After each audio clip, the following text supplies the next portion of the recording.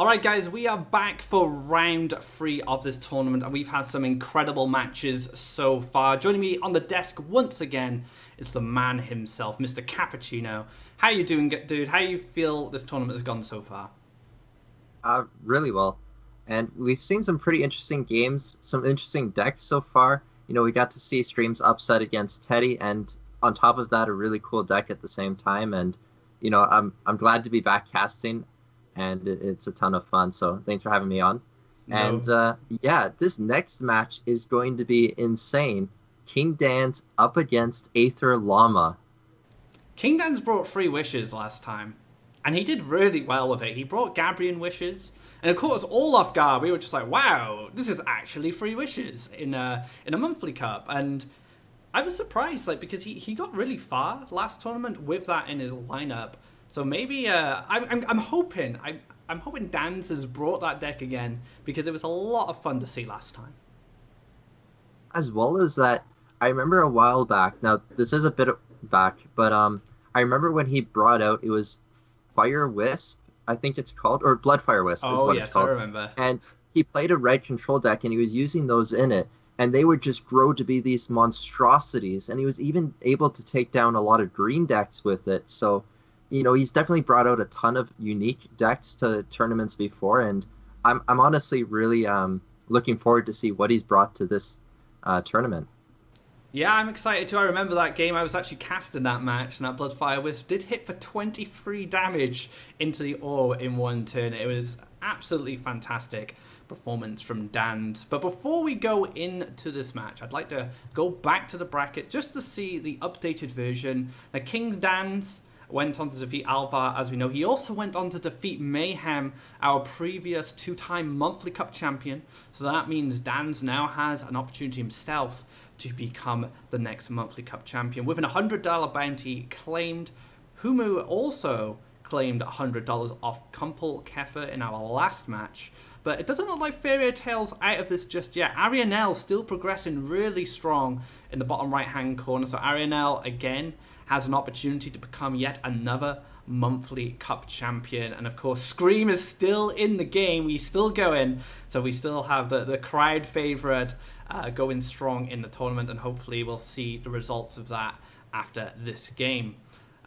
If there was one person who's currently left in the tournament, who would you think could take it right now? So far from the players I've seen, Humu has been playing really well.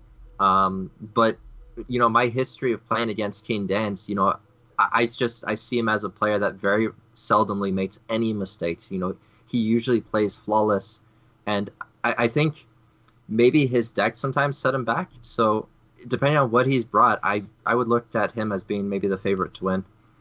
Alrighty, and he's going to be going up against Aether Llama now. I don't know much about Aether Llama myself. I've seen him around the ladder. I've seen him on the ranking list for God. I've seen him in previous monthly cups, but unfortunately, I'm not too knowledgeable about his past experiences. Have you had any experience against Aether Llama in past tournaments? Yeah, another player I've played against before. Not a lot in tournaments, but on ladder I've seen him a bunch, and he's definitely a strong player. And I think he came out recently. It was when I think yellow events and blue tempo first became a thing. He started to get really high. Maybe even just before that with the Crackthorn decks, he was getting pretty high up on ladder. And that's when he really started to just learn these meta decks and really fine tune them. So a very strong player, and could definitely take down King Dan's. Alright then guys, King Dan's versus Aether Llama in round 3. One of these players will go on into the semi-finals for their shot at glory. We're going to have Zologrim and Shotgun taking the cast for this one. Take it away, guys.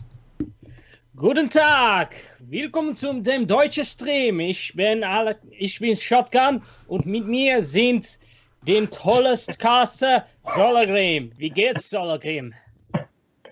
Oh my god, that must have been the most fake German accent. I know. My German isn't very good. Absolutely, it's my pleasure though to be casting with the most badass Faeria moderator we have at hand. Thank you. You're flattering me.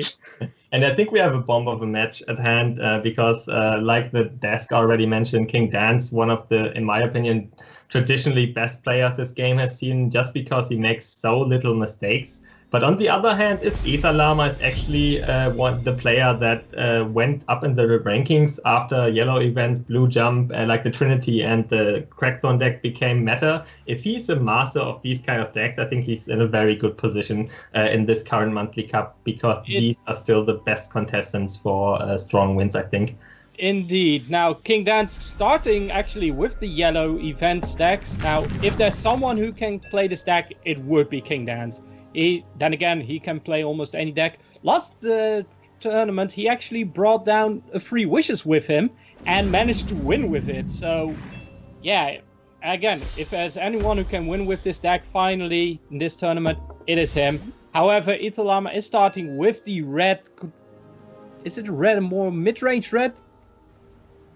I think we have to wait for a couple more draws, because the cards we're seeing now are played in basically any red deck at the moment. Also, I'd like to give a fair shout out to Cappuccino for being the guy who's playing the best yellow event deck, in my opinion. But he chooses to cast instead of showing us how it's done. And as we discussed previous, I think yellow events actually can be a very difficult deck to play perfectly. So I'm very curious to see if actually King Dance has brought his A game for this and finds all the cool plays that we maybe even miss on the cast. Indeed, and Cappuccino seems to also be very happy that King Dance is playing the yellow events, because it is a very hard deck to play. There's a lot of things you can do, there's a lot of easy mistakes. However, Ether Llama has a great start with the Silent Dwarfs Master on the Cypher, and an 8-4 will be hard to deal with. Now, King Dance does have to play against it with a Wind Soldier and Kalim's Training, or even an Outland Ranger with the Wind Soldier and that's it. So, what do you think? I would say the Outland Ranger would be the better play. I think I agree. Outland Ranger is probably preferable. Either way, he does have the options to stay strong against this very nice line that Ether Llama just went to. And one thing to point out is that Ether Llama did not have an option to put down an aggressive land close to King Dance, which would have been huge, I think. Overall, I'm not really sure if I favor the Crackthorn deck in this matchup. I think yellow Tempo has the advantage of being able to play against basically anything, but once the Crackthorn beasts come down, I think the late game would probably be favored a bit for the green-red. What do you think? Yeah, agreed. It all depends on the early game. If King Dance manages to put up a lot of pressure early on, make sure that Ether Llama is on the back foot constantly and has to just protect his orb, then King Dance actually makes a very good chance at winning this game. However, if Ether Llama manages to just clear King Dance's stuff, then it will be very hard for King Dance to make a comeback. Yeah, I think I agree. It will probably come down to who can keep us gatherers alive and try to snowball a board advantage that way, because either player can snowball the game out of hand if he gets to collect for a couple of turns while the opponent can't. So we'll have to see how the next couple of turns will pan out, because those will be maybe decisive in how this match pans out, I think. Indeed. Now, Ether Llama does have a very good aggressive start, and King Dance getting a Fanatic doesn't really do anything for him here. He can potentially play maybe a Wind Soldier with Kalim's Training to get rid of the Elemental, but that doesn't really do anything right now. And he's actually in a pretty tough spot, because Ether Llama already has 4 lands, just needs 2 more, has a good board, and he even has the Gyarados in his hand just to make sure that if things go out of hand, then he can just play the Gyarados and clear the board probably. However, King Dance does make a good play. He played the Fanatic in order to trade the Ranger into the Wood Elemental and then finish off with the Wind Soldier. So he now has the board control. And Ether Llama, well, he has right now nothing. However, he does have the Cyber's Wrath, and I would actually see him just get more lands and get ready for the Crackthorn plays. Yeah, absolutely. And I think Italama will have to be pretty happy with how this early game turned out. Because this is not the hand King Dance is hoping for. Yeah, and that's one of the issues you have. If you have a lot of non-creature cards in your deck, there's always the off chance, even if it's like 10-20 split or something, that you keep drawing into the events and you don't have the creatures to collect, which is really bad, especially since we can already see the Crackthorn Beast and the Garadan and all the stuff that's has a fairly easy time clearing out the smaller creatures on the yellow event kind of side. So I think King Dance has to really hope, and there it is for a Windstorm. There is it. That's the There one it card is. that doesn't die to Garadan and Firestorm. So I think that's the perfect setup that he needed to get some pressure back on the board. Yeah, however, Italama has a chance to now put up an aggressive 7/7 next to the orb and hopefully killing off at least the Outland Ranger.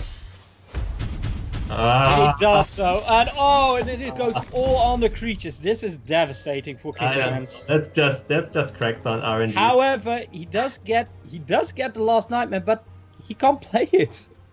He is a desert too short. I mean, even Or if he Faeria. does play the last nightmare, he still loses out on this because the 6th Faeria creature killed off the Outland Ranger. And now with the Firestorm in hand, I think there's a fair possibility that Italama will use it. Okay, he can't actually use it here. This is really nice. He can use it to clear, but the thing is, King Dance's hand is only events. He has no creatures. Now, luckily for him, the same goes for Italama. Italama does have creatures, but they're either very expensive or it's a Sagami Grovecaller, which you don't want to play on its own. Yeah, I guess he's just going to wait for the second Crackthorn Beast next turn on potential for the Firestorm. I think Italama is still in a very fine spot at the moment because I still think the long game, as long as both neither player is collecting, should go in favor of the Crackthorn Beast deck. Yeah, but you also got to remember that King Dance, the more events he plays, the closer he gets to those Colossi. And from my experience, Green-Red actually has a pretty tough time against Colossi, especially if they are played early on.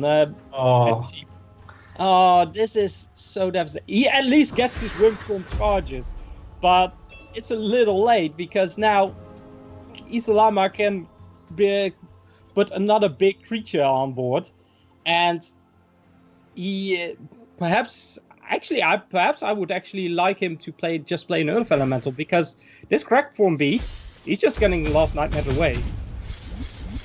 Yeah, I think I might have maybe preferred the Earth Elemental as well, and then clear off the remaining Charger HP. But we know that King Dan still has the Campfire in hand, and Italama knows that as well. So I don't know. I think both players just want to set up collectors, and King Dance managed to succeed with that. So, like Cappuccino just pointed out, if he gets to draw into a Colossus in any time in the future, that will be a huge threat. I love this. Deal. King Dance is just going for the aggression. He knows that the long game is probably going to lose. He wants to put pressure up against Italama. He has a double collector. However, Italama does have the Firestorm, and that's the final Charger gone. And now again, King Dance is, well, there is his Colossi, but he's still 2 Faeria short of it. That's actually, like you said, that's all the Chargers gone. And the Chargers are one of the most annoying creatures for the green-red deck to deal with. So, I mean, there's still the Colossi, and we see one of them now, which will be a huge threat. But just having all the Chargers cleared out of the way, I think, is something to be very comfortable about for Italama. So we have to see if he manages to set up something now to collect the next turn. And the Brigand is definitely a very solid play at that. But I think we're most likely going to see the Colossus now. Would you play aggressive or defensively? I would actually go for the aggression. If he plays defensively, don't forget, those Windstorm Colossus is his only way to properly pressure the orb right now, because all of his Windstorm charges are gone. Maybe you also got the demons, but at 5/4 they're still easily dealt with by the red-green player. These Colossi are his win condition, so he needs to win with it and not try to not lose with it. I think, King Dance can threaten 2-turn lethal now with the Campfire on the Colossus, but on the other hand, Green-Red is most likely playing some kind of life gain. He's playing the Wood Element, so he can probably stall out the match for 1 or 2 turns. But on the other hand, there's still the Choking Sand and the Last Nightmares in King Dance's hand, so I think actually the chances of him closing out the game if he plays Campfire now are actually fairly solid, at least. So we'll have to see how this pans out. Yeah, just playing the winner just playing the Wood Elemental on its own wouldn't be enough because it will just get Choking Sand. So he has to play it with a buff, and the problem is that he is very short to do that unless he plays it next to the well, and that's out of reach, from the Colossus. The Colossus just has to step over, hit the orb. However, next turn he can potentially still play the Grove Caller. Okay, so he's going for a more aggressive line of play, but I think right now Aether Llama is in huge danger of being cleaned out by this potentially 8/8 Colossus. Because King Dance has a removal in hand to set up against any creatures that Aether Llama might put down, and we don't see any life gain in hand at the moment for him. Now here's interesting because he just got another Windstorm Colossus. However, he can't play Campfire and Windstorm Colossus at the same turn. He can, but you want the Windstorm Colossus to block the 8/8, so he doesn't get taunted. So this is indeed what I was thinking of. He doesn't go for the Campfire. He just goes for the Last Nightmare. He plays it defensively. That's actually a really nice play. I was thinking about just doing something fancy with Campfire, Windstorm Colossus, hit the orb, then use the Flash Wind to move him back, play the other Windstorm Colossus, get ready for a next turn lethal. But instead, he goes for the more defensive play of playing the Last Nightmare, putting his Windstorm Colossus out of reach from that Wood Elemental. Now, we do know that the Wood Elemental can reach the Windstorm Colossus by using the Sagami Grove Caller, but that's kind of awkward. Especially with the Choking Sand. Yeah, I'm not sure if I prefer this. I think I would have preferred for the second Windstorm Colossus to come down. He could have hit face for 8 with the +1 Campfire, then use the Flash Wind to go and collect, and then play the second Windstorm Colossus. And I think that would have been the best play, because he would have had the 8/8 in a maybe possibly unreachable position to just lethal damage. And he's not under threat of lethal himself, so indeed. Yeah. And even then, even if the 8/8 somehow gets taunted or cleared, there's still the other Windstorm Colossus. And that's even more pressure. So, yeah, now we're going to see the Sagami Grove Caller teleporting that Wood Elemental. But, well, as we know, Choking Sands is in hands, and the Windstorm Colossus is just going to bash that face in. That's not lethal, though, at least not for now. And he still has a second Sagami Grove Caller potentially to clear out the Colossus somehow, but I still think it looks very solid for King Dance, just due to the second Colossus he already has in hand. Yeah, but even if he does... Oh, he actually goes for the double Soul Drain, which also works.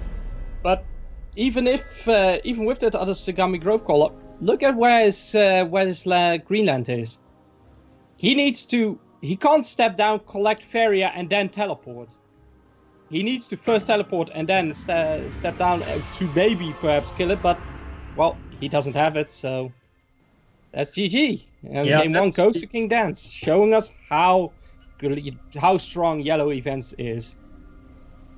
Yeah, I think there was still a few points of contention, and I think that's one of the fun things about casting Yellow Event decks, because there's always so many options, and there's often maybe not the clean-cut line of play that's the best, period, because there's always ups and downs for most decisions that you can make. So I'm really looking forward to the next match and what Aether Llama is potentially going to bring to take down this Yellow Event, because I think with Crackdown he already had a fair shot at winning. And I'm curious to see if he has something else that has an even better matchup.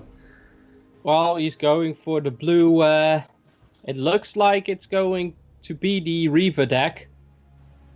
And, well, again, it depends mostly on the early game. Yeah, it does start with a Forbidden Library and has the Aurora, so it's a great trick, and the Triton Warrior to play early. However, King Dance is just going to play a Ranger.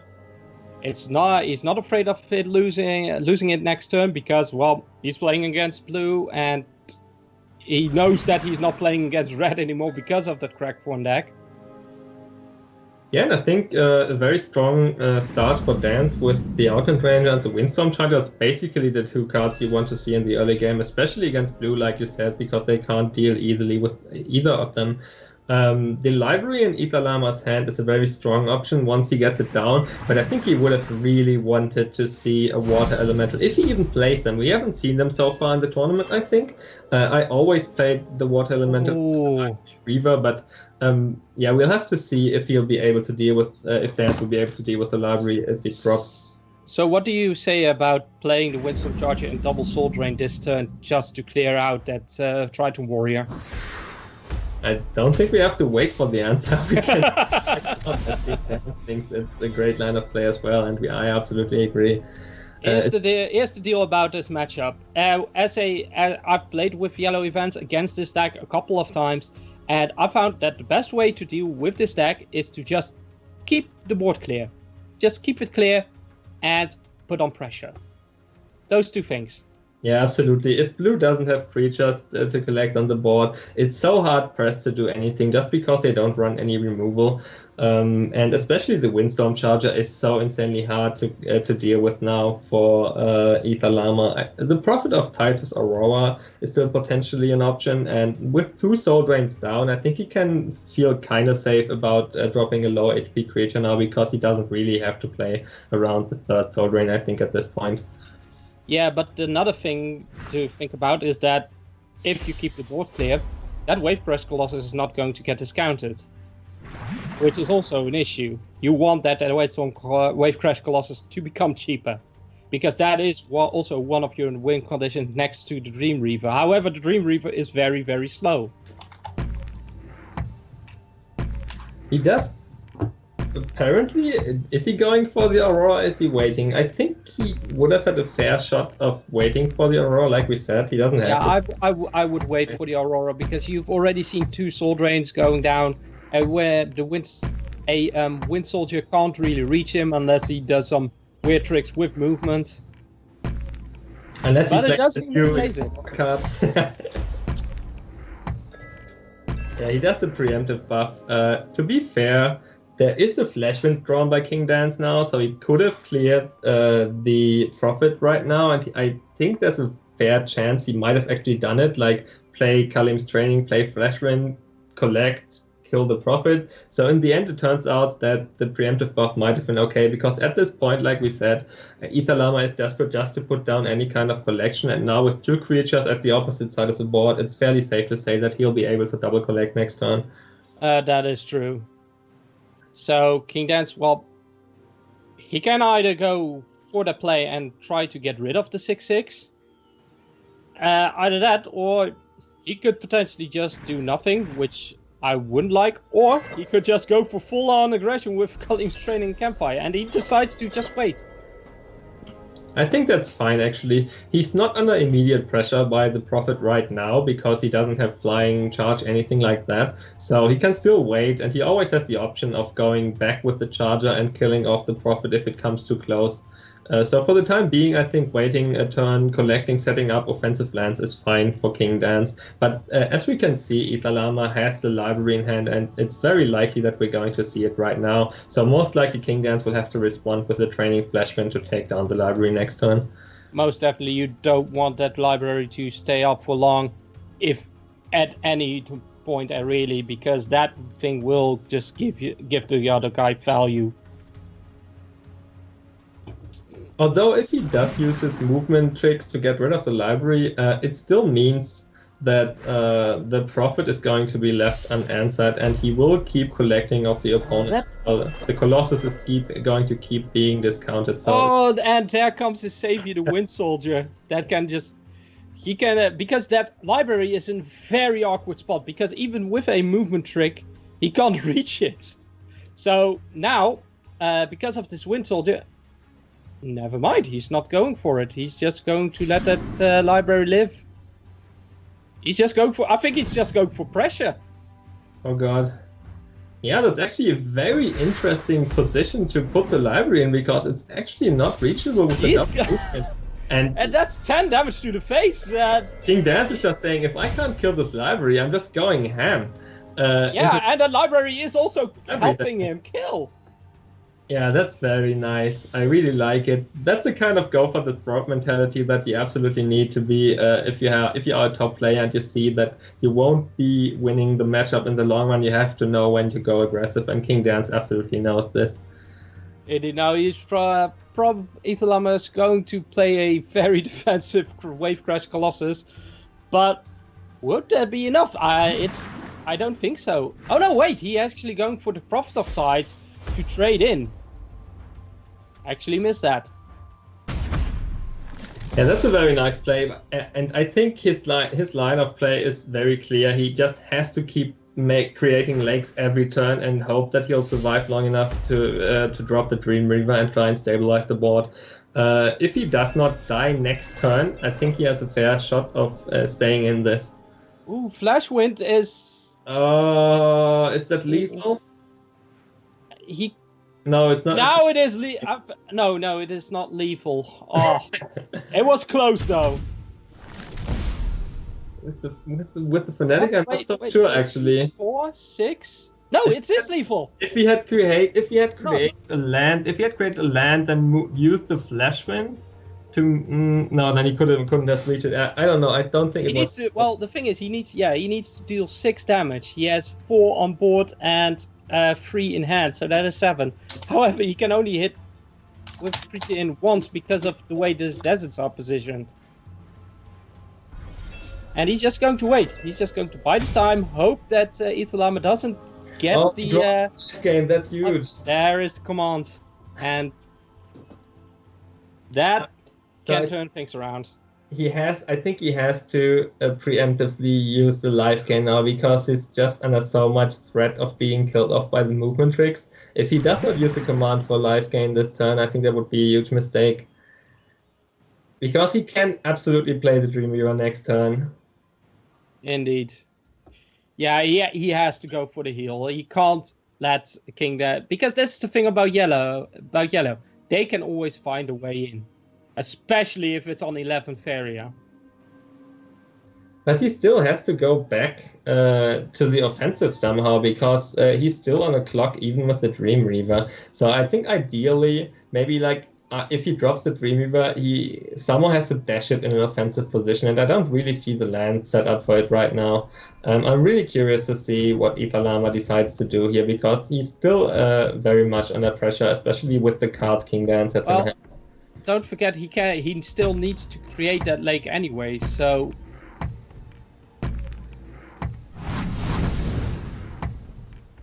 Wait, he did... Don't tell me he's not going to play the command. Looks like he's not going to. He has to, but he's thinking about it. He's running out of time. Oh, he did nothing. Oh, he didn't do it! And that's the last nightmare even, but... Is it? It's already lethal. Wind Soldier killed the Toad. Flash Wind in the Windstorm Charger together with the Aerodrome Fnatic move. Oh, with the Fnatic, yeah, okay, true. That's 4 damage, and next turn... I don't know why he did not play. That's just such a greedy play, in my opinion. He would have had the Faeria next turn to play the Dream Reaver anyway. Yeah. Keeping the command was such a greedy play. I don't agree with that at all. Me neither. That was... Greed got him. And that's the thing about blue. Sometimes blue players are like, oh no, I've got this. He doesn't have it in his hand. And, well, yeah, you always gotta expect that they have it. Yeah, I can relate to him, absolutely, because I'm also very greedy like that. And I always think about, okay, but the value from Dream Reaver, if I get to come back from lower HP, it's much better. But especially if you're playing the freaking monthly cup, I think that this ending is absolutely not what you want to see when you had the card in hand to prevent it. So yeah, guys, if you're in this position ever, just go for the safe play. Don't throw away the game for the chance to get a little bit more value. Indeed. And now Ether Llama is playing this green-yellow sack, which is a very powerful deck, but to be honest, it against yellow events, it's just generally too slow. Yeah, we'll have to see how the opening hands go. I think with the Bone Collector and the Demon Wrangler, Ether Llama already has a couple of solid early game collectors at least. Especially the Bone Collector is fairly nice because it doesn't die to Soul Drain and it can come out in the first turn. If Ether Llama manages to set up a solid early game collecting, I think he can be in a fine spot actually, because the late game, in my opinion, does go to the sack deck if it doesn't fall too far behind in the early game. Indeed. Now King Dance picks up a Windstorm Charger. He also has a Shining Demon, so he can have a very aggressive start here. And he is going to play the Windstorm Charger. And I'm reckoning that King Dance is now thinking about just going aggressive. You have to in this matchup. The more longer the game goes on, the bigger those Soul Eaters become. I think in any kind of scenario, if you're against a green-yellow sack, you know you have to go aggressive. I mean, technically, you can't know that it's green-yellow sack. It could be some kind of mono-green. Well, no. If you see you don't in a monthly cup, if you see a Bone Collector played on turn 1, it's most definitely going to be green-yellow sack. Unless someone made a specific. You never know what people bring up, but yeah, I think it's a safe bet. And double Soul Drain is very good here because he can just get rid of that Bone Collector before it even grows. Yeah, but I don't think you want to double Soul Drain preemptively. That would be such a huge value loss. What I'm really curious to see is how this Deepwood Stalker will play out, because we haven't seen this card yet. I think it's very, very interesting and potentially very strong. And we'll have to find out if Ether Llama has some kind of ways in his deck to buff it in hand in order for it to be able, if it can clear out a Charger, that would be absolutely huge. Yeah, now King Dance has a couple of options. He can go aggressive, just kill off that Demon Wrangler, maybe even Soul Drain either Demon Wing, or actually I would actually like to Soul Drain a Bloom Sprite. However, I think he also knows that he has to be wary of Deepwood Stalkers if he goes for the trade. Yeah, I think a buff on the Charger might be better. I'm not really sure. It's not looking that bad for Ether Llama. He has a solid early game start with a lot of potential collectors and synergies for his sack deck, and even the Deepwood Stalker in hand to kill off a leftover Charger potentially. So I think he's not going to feel that unhappy about how the early game played out so far. Yeah, but King Dance is going to play a very aggressive demon here right now, contesting this Bloom Sprite, and, well, Ether Llama might have had a very good start, but his powerful minions are on the wrong side of the board right now. Yeah, but he can fly over with the demon if he wants to. At least he can collect. He's not under insane pressure at the moment. I think it's safe to say that he's going to play some kind of life gain. He can potentially clear off the demon with Wind Soldier plus the Bloom Sprite, and I think that's what I would go with personally. Just hit with the Bloom Sprite first, see what you draw, then clear it off with the Windstorm Soldier. With the Wind Soldier, that's not a huge loss in tempo anyway. And he gets Grove Caller. Yeah, that is a very good pickup. Not right now, not for now, because I still think the Wind Soldier is a better play, but for later on, that can be devastating, especially with a Demon Wing that can just kill anything that King Dance has, except for the Colossi. Yeah, I think if Dance doesn't kill off the Demon next time with the Soul Drain, it's very likely that we're going to see the Grove Caller to clear out the Charger, because the Chargers are such a huge threat. He's actually using the he's using the Grove Caller to put out the teleport the Bone Collector and get the double buff. Yeah, very interesting. That's actually a really nice play, because he gets his potentially strongest creature on the other side of the board. But on the other hand, it's under threat now to be killed by the Charger, and I think that's what we're going to see. You can even kill... I think you go for Soul Drain, Campfire, and then kill both the Demon Wing and the Bone Collector, which is crazy good. Indeed, and reducing the cost of the Windstorm Colossus that he just drew. Yeah, reducing it by 2 as well. So yeah, maybe not the best play after all with the Bone Collector, because now it's dead, and that's really not what you want to see. Yeah, and now King Dance has the board control, and Italava has a lot of Faeria, but he's lacking board control. He can at least kill off the Windstorm Charger with the Deepwood Stalker, and I'm guessing he kind of has to do it. Yeah, I think Deepwood Stalker is a very solid play right now, and the Spirit of Redemption, Spirit of Rebirth as well, and maybe even the Everbloom Wisp, just to have more presence on the board. If he wants to play the Everbloom Wisp, he has to play it before creating that forest. Yeah, and I think he should create a land. I think you really don't want to draw, because you have already killed a few of your own creatures, or you had them die maybe, and you really want to be able to play your big threat once you draw it. So yeah, I absolutely agree with this line of play. Maybe I would have put the Spirit of Rebirth on the other side. I'm not sure, but probably not. I think it's fine as it is. No, he wants to keep the Spirit of Rebirth safe, just to be sure. But the problem is, right now, it has no creatures to buff in his hand. Yeah, exactly. So, and that Deepwood Stalker can still die by one of these outland ranges, and if you place a campfire on the outland ranger doesn't even die. And he can even Wind Soldier the Everbloom Wisp. And he's even closer to playing the Windstorm Colossus next turn, so... And that's going to be very hard for Italama to deal with unless he draws his last night. He's actually just going for the aggressive Windstorm Colossus play. I was about to say he might go for the full clear on the right side, which I would have also liked, but he's going for the very offensive play, probably hoping to close out the game before we're going to see the Soul Eater. But there it is, and it can come down right now and actually immediately contest the Windstorm Colossus. And he even gets to play the Village Elder on top of it. He can't play it yet because he didn't have the first he already drew. He drew into it, so... He drew into it, okay, fair enough. That's actually a big difference if he didn't get to play it right now, because he's going to take a ton of damage now.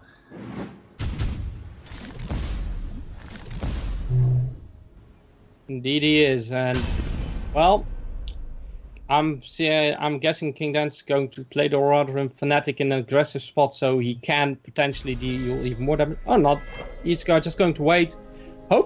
Maybe also perhaps that he's hoping to draw Last Nightmare, just in case Soul Eater comes down. This is what he needed. He has to clear the Colossus now with Wind Soldier and Tiki Caretaker. Oh. And he even gets to collect with the Wind Soldier. Sadly he can't play the Soul Eater at the same time, but getting to clear the Colossus is absolutely huge, because he has the big threat in hand, and if King Dance doesn't draw a Last Nightmare, that would be a big threat that also gets to set up board presence and allows him to collect more safely. Now the question is he first going to trade one of these creatures, and then, yep, he is. I was hoping for it to go on Tiki Caretaker, I guess, but it wasn't so now he's just going to play the Tiki Caretaker on the Wind Soldier, and it double buffs the Soul Eater because of the Spirit. Yeah, kind of small difference. Maybe, I don't know if he could have... No, I think he played it correctly, actually.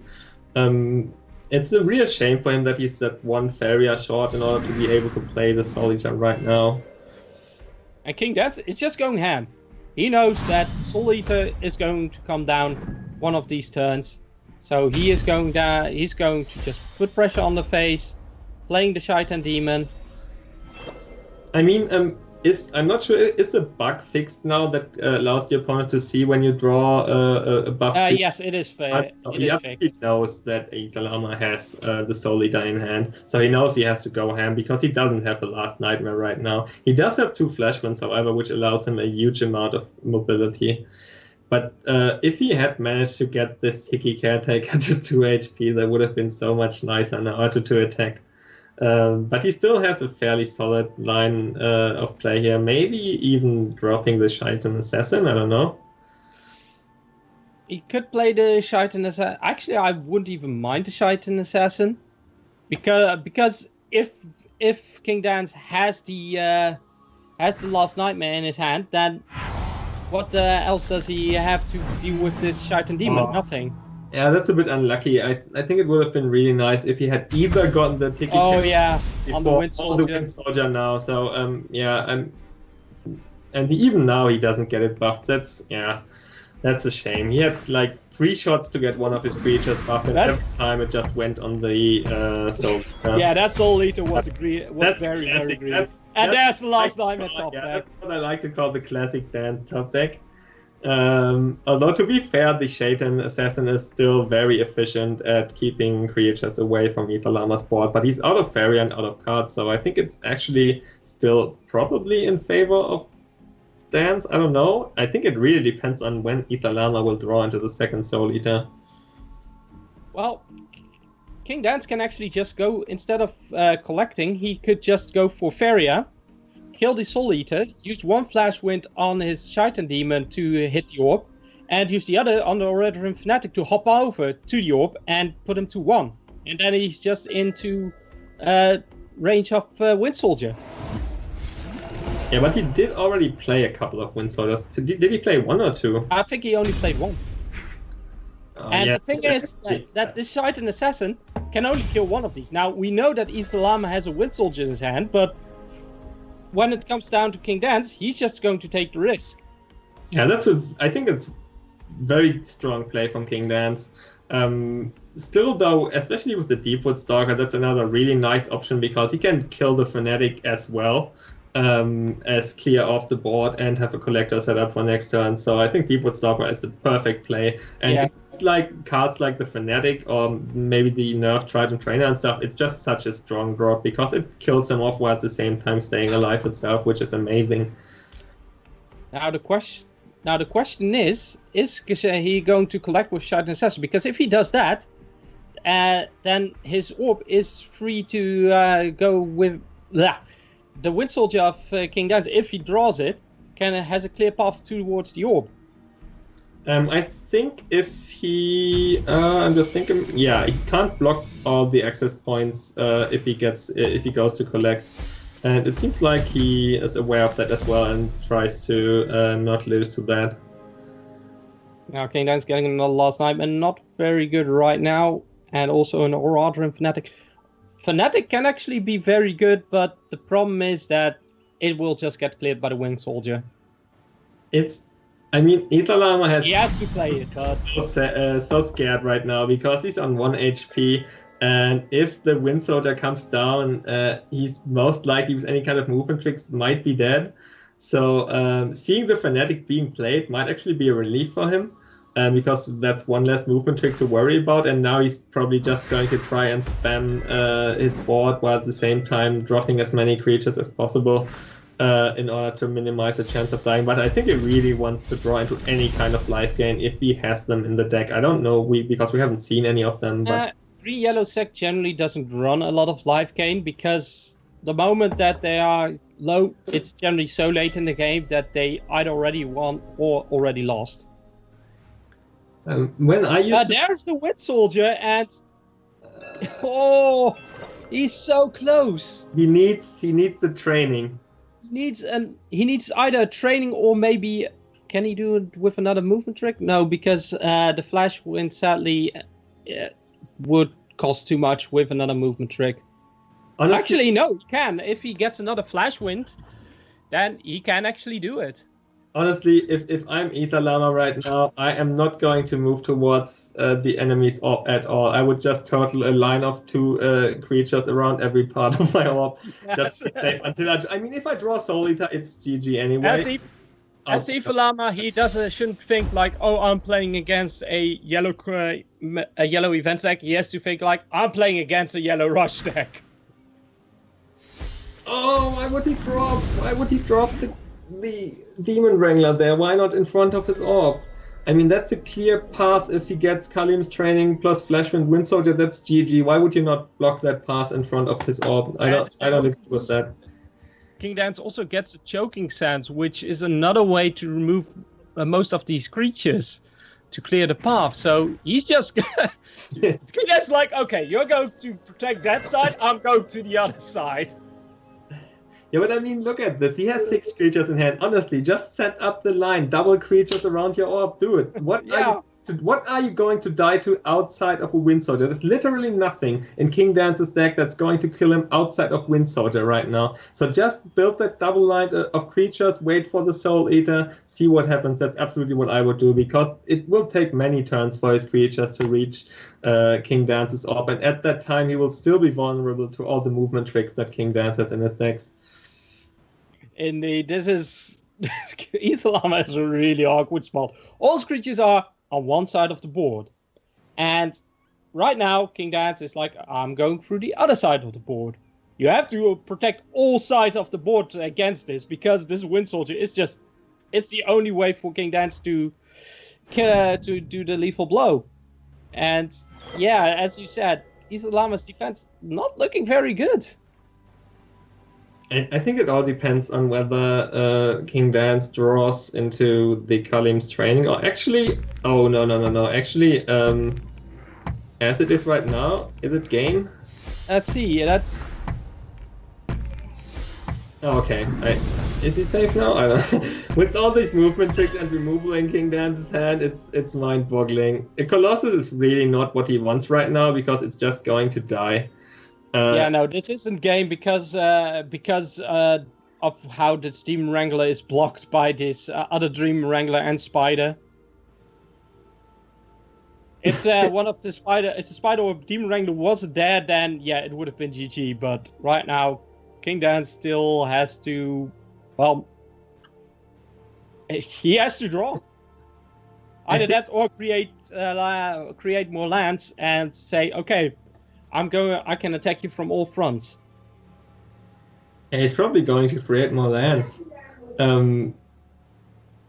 Maybe Ethelama should have tried to get one of his Demon Wings into a more offensive position, because then with the Bone Collector plus Demon Wing, he could have kind of threatened 2-turn lethal, just to put a clock on the game. Because if King Dance is playing 3 Last Nightmares and Ethelama is playing 3 Soul Eaters, the chances for them to cancel each other out is actually fairly high. And then he might actually lose to, I don't know what, fatigue, whatever. Okay, so we see the Soul Eater now, but King Dance has the Last Nightmare in hand. It still does set him back in the Faeria, because he's potentially going to need a lot of Faeria to clear off all the defensive... Oh yeah, but here's the thing. The only thing King Dance really need is time right now. And playing that and killing that Soul Eater gives a lot of time until Ethelama gets his 3rd Soul Eater.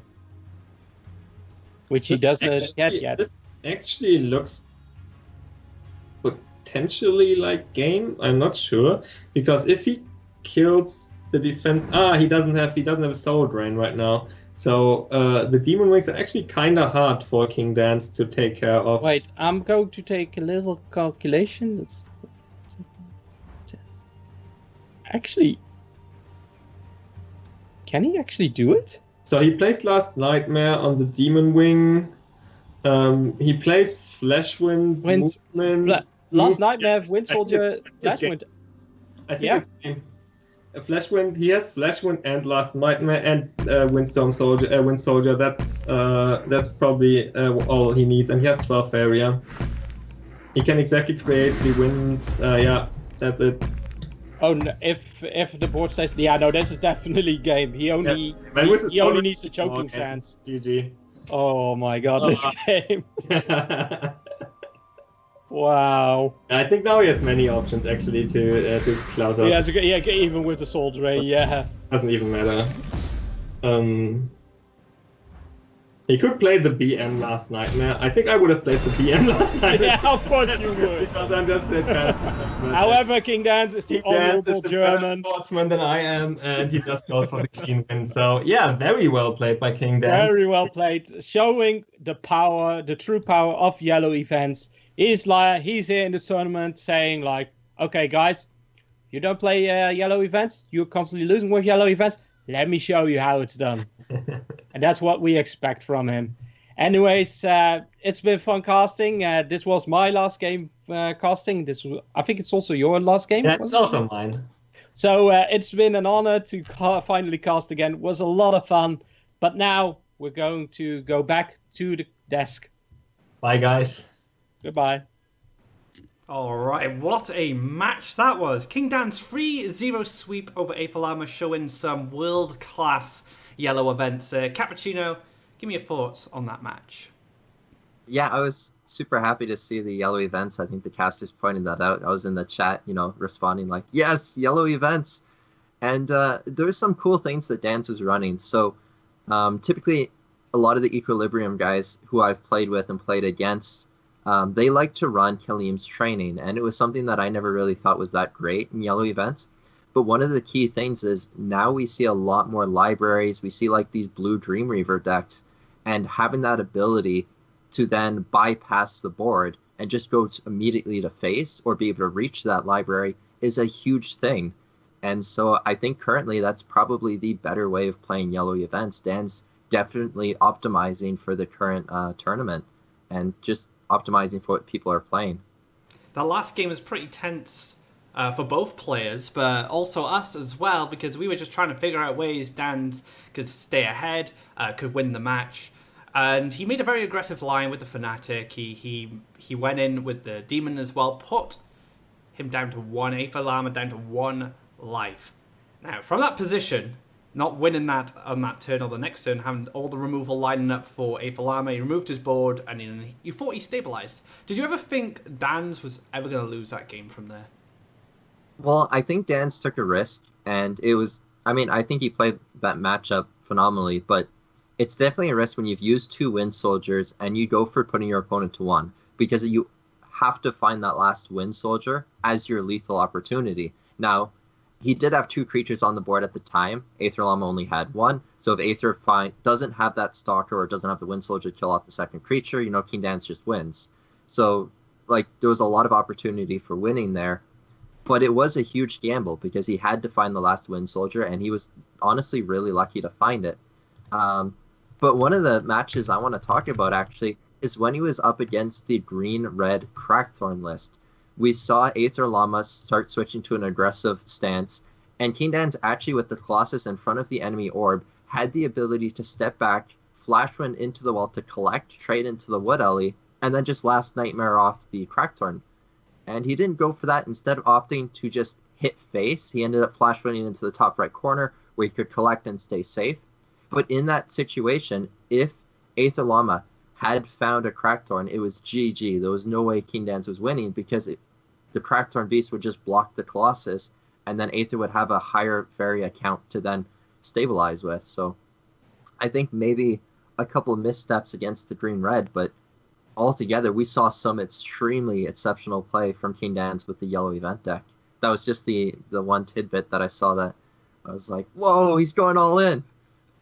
But it was awesome. One thing about that series that really stood out for me from Aethelama's perspective is 2 games he lost, Game 2 and Game 3, were down to mobility tricks. Now, the first time he lost to mobility was a very greedy line of not healing with the Emperor's Command. So not respecting the charger. I think you either went for one or the other, or both. You either heal or Frogify, or both. Whichever makes you feel most comfortable, whichever helps you sleep at night. And then in the third game, once again, positional play made a huge impact on how that game concluded, because Dan's was able to get enough time to build enough removal in his hand to finish off his opponent with that last Wind Soldier. Yeah, about that blue matchup where he had the ability to heal, a bunch of us casters were actually in this chat that we're in, and we were talking about, which one are we doing, or are we doing both? And I found it very greedily that he ended up going for neither. I think a bunch of us in chat were like, whoa, he didn't do either. But in that situation, he is going to be taking 2 damage a turn. He only has a limited amount of healing. So he was probably in that situation where he's like, okay, I'm down a game. Maybe I need to take this gamble and just hope it pays off in order to get an advantage in the series. So there's probably some more reasons why he was going for that risky play. But yeah, it was a line that didn't pay off for him, certainly. I feel the better gamble there was just Frogify the Charger. You kind of lose a Yeah. frogify there, but at least you don't die to one hit from the frog. You still have time, in theory. Because he had to use the Wind Soldier to clear the creature to make room for the charge to move in. So if Dan's had went for the same line with a frog, he would have dealt 2 damage. Llama would have been on 4 life. The library would have ticked again, and then he could have potentially Dream Reaver at that point back to 10, maybe even threw a heal on top of that. So I feel there was a lot of different ways Llama could have stabilized at that point. But like you said, maybe he just took the gamble. He was just like, right, I'm not winning at this point. Let's take a risk. Let's see if I can play greedy and find a win from that line. Yeah, and that is honestly sometimes what you have to do in matchups. You have to say, okay, I can't play to not lose. I have to play for my highest chance of winning. Maybe he thought it was the highest. All right. We have something special lined up for you guys. Something you've already had a taste of in our round 1 game, but now Atmaz is back to talk about our next Oversky spoiler. What do you have to say about this card, Atmaz? I'm back. Oh, is it already up on screen? Oh no, not yet. But okay, good. How about you go back to the first? Let's show the first again, and remind people of what we're doing here with the Oversky. So the Intrepid Explorer, we already said a lot of the themes in Oversky involve discovery and exploration, and as well as this new wild land requirement, which helps boost multicolor decks. Gives a lot of extra tools for multicolor decks. You can build multicolor decks in new ways. This card can be used across all multicolor decks, for example, with a wild land cost.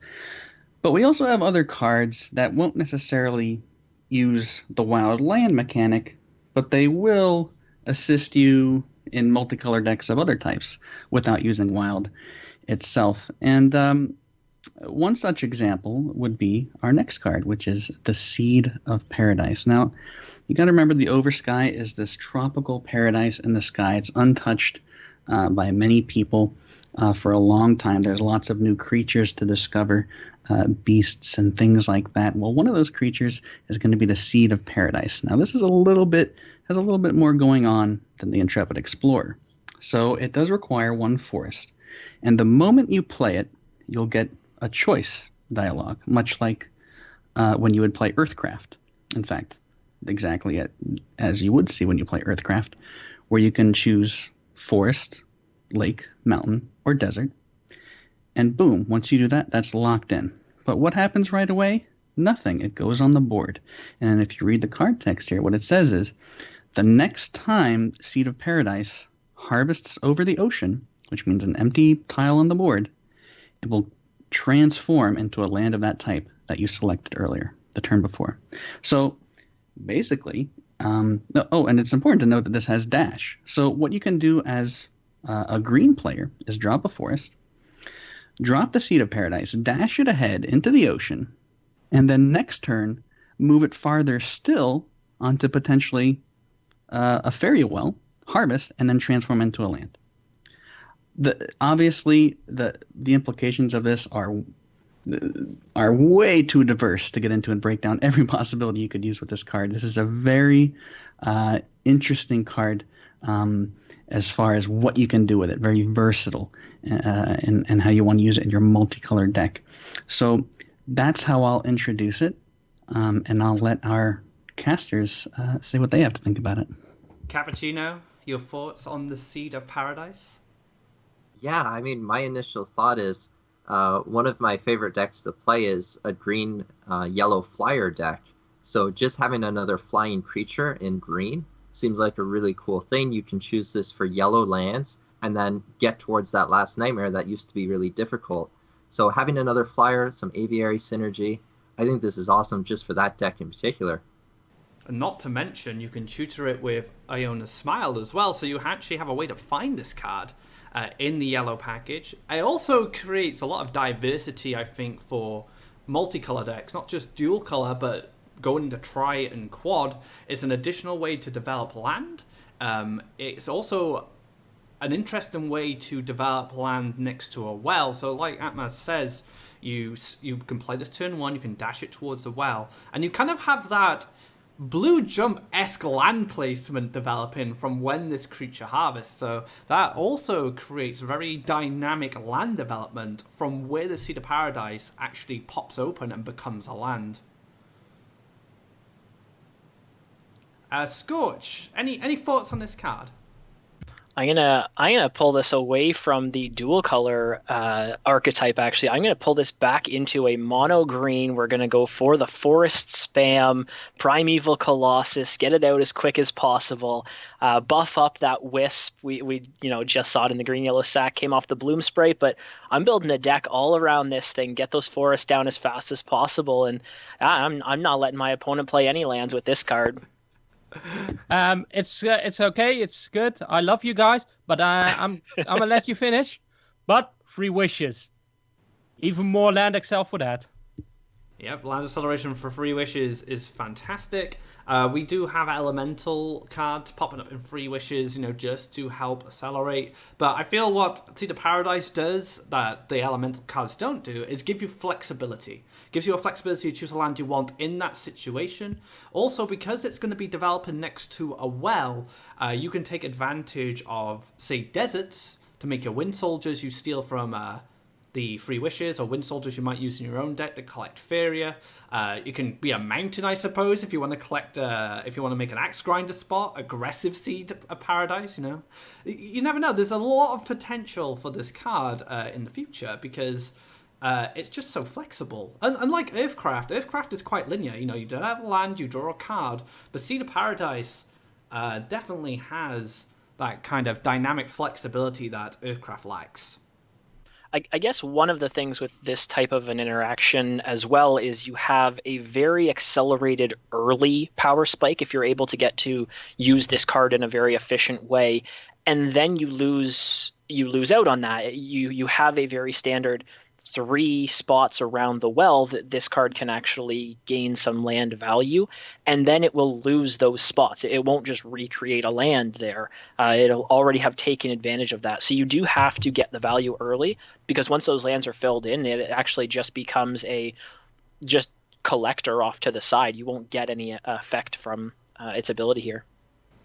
Yeah, is there any other implications for this that you can think of? I'd like to throw something out there. Oh, can I do that? Of course. How about a Horse Master, huh? How about dropping a Horse Master on this guy? What do you think about that? Yeah, I mean, Horsemaster, again, just gives it that kind of flexibility that I was talking about. That Earthcraft, which is a quite similar card in its respect, that doesn't have, being able to dash this. Oh my goodness. Mistral Guide and this guy? Oh my god. Now, it does take a turn, though. He doesn't do it right away. So your opponent has the opportunity, to take care of him before he does that. But if you were to give him mobility after he was active, after his summoning sickness went away, you dashed him over there with a Horsemaster, boom, you've put land farther than blue usually puts. Yeah, it's definitely opening things up, not only for monogreen, like Scorch said, but also for multicolor decks that want to accelerate their line quickly. It may even allow multicolor decks to play more aggressively, play a bit more proactively, because if you look at Crackthorn, for example, without Wood Elemental, it's quite a slow deck. It builds very slowly from the side of its orb, it builds up to the wells, but it can't afford usually to build neutral lands because it needs to get those 6 lands down for Crackthorn. But when you start throwing Seed of Paradise into the mix, you can accelerate your land position because it can move onto a well, push you up a little further, and that could give you opportunities to get deeper behind enemy lines and much quicker. Any other thoughts before we move on from this?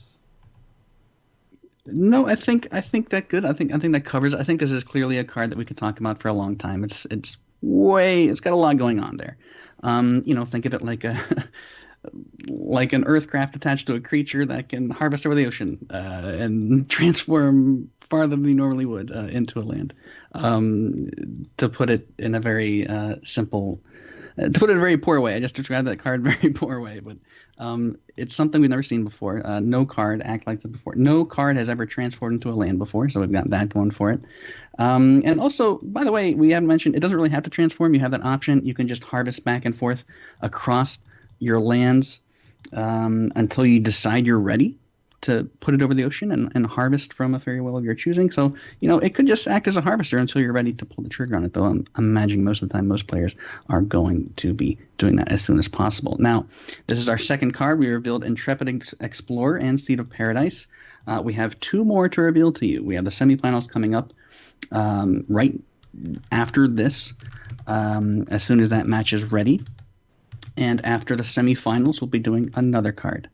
After the third place match, which comes after the semifinals, we'll do 1 final card. So 4 cards today to reveal to you for the Oversky. We hope you're enjoying it.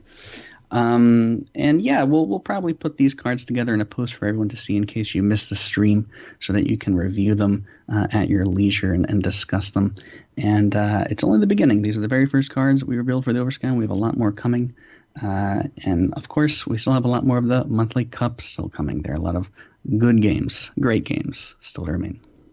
I think Scorch has just mentioned something pretty cool in the chat. So, just going over the card tech, choose a color, so you've made your choice. When this creature harvests over the ocean, it transforms into a land of the chosen color. So just keep in mind that Seed of Paradise becomes that land.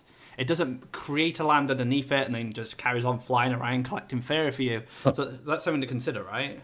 Oh no, that would be crazy. If it could do that, oh my goodness, what are you talking about? Yeah, it'll turn into that land. Whatever state that card is in, the Seed of Paradise, it will transform into that land that you selected the turn you played it. Now the important question is, does it count as a death? That's a good. That is a good Count question. as a death? I don't believe so, because it uses the term transform, which traditionally does not. Yeah, I think I agree. From the wording of transform, it doesn't go to a graveyard if we had one in this game, or go to wherever Faeria creatures go when they meet their end. And Soul Eater will not benefit from this, as far as I can tell, from it transforming rather than, say, dying instead. Right, so that is the Seed of Paradise. We'll have more reveals coming up throughout the tournament, but we're going to go to a quick break, and we'll have the next match for you guys very soon, so do not go anywhere. You want to see some more Faeria action, you want to see some more cards, we will be back very soon.